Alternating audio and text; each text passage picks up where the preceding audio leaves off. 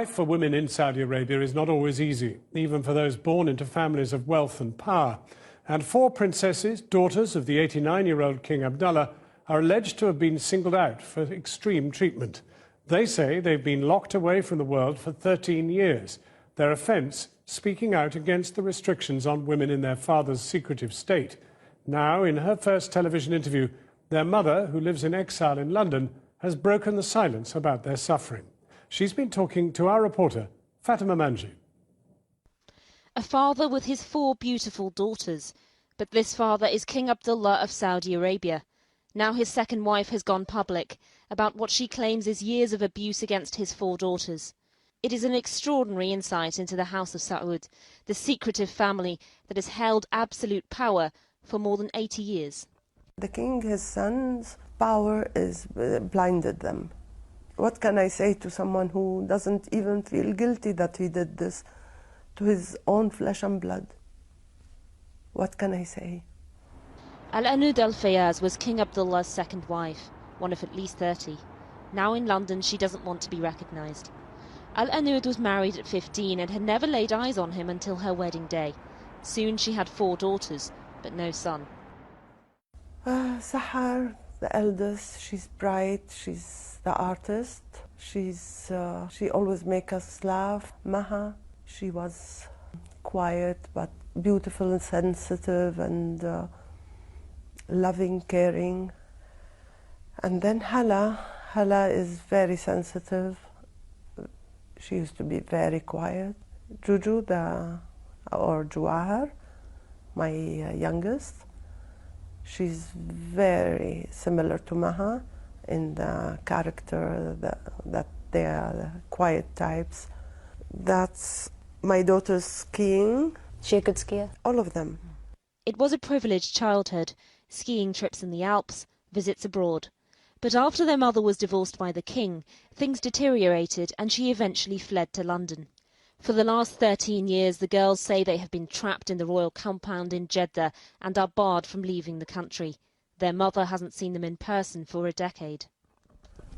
They are really in a terrible state, especially Jawahar and Sahar. She's telling me, Mommy, we are trying to just hold on our sanity. From the compound, they sent us this picture of a surveillance tower that they claim watches them day and night. Via email, Princess Sahar told us, "People don't realise how hard our situation is. They still see us as pampered Saudi princesses. We never were. We suffer on a daily basis." Princess Sahar sent us these pictures of their villa to show it's far from a gilded cage. She says the house is slipping into ruin with leaking pipes and shattered windows. You imagine yourself locked in a palace without maids, without any people, only their animals, isolated from the world. What they are hanging to life, they don't deserve what happened to them. Their mother says she's especially worried about Princess Hala, who is suffering from extreme anorexia and psychological problems.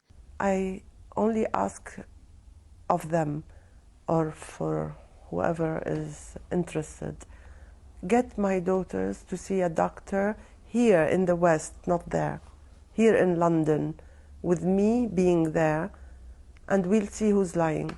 Princess Sahar is now 42 and sent us this recent picture of herself.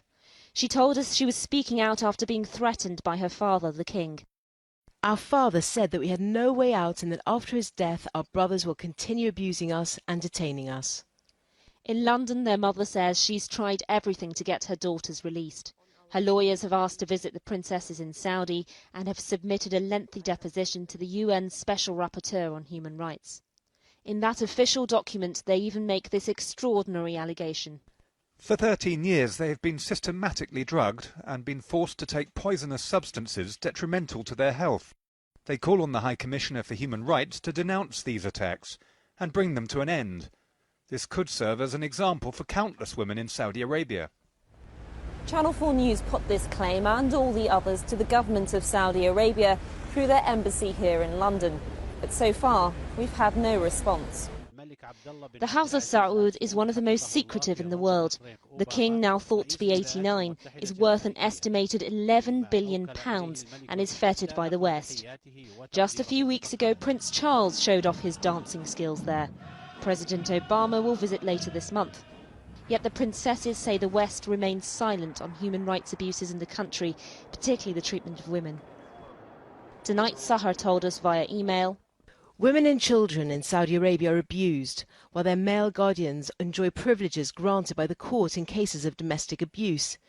Princes and the elite entourage are protected and the victims and their families suffer injustice. The princesses insist this is not about their royal status. After 10 years, they just want the right to see their mother. And they are speaking out to show how so many women suffer under what they describe as a brutal and oppressive regime.